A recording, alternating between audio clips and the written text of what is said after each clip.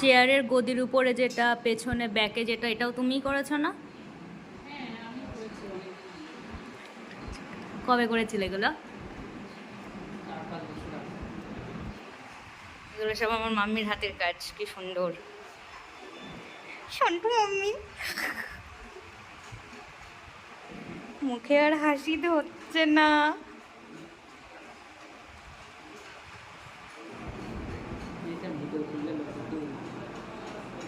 একটু পুরোটা দেখাও,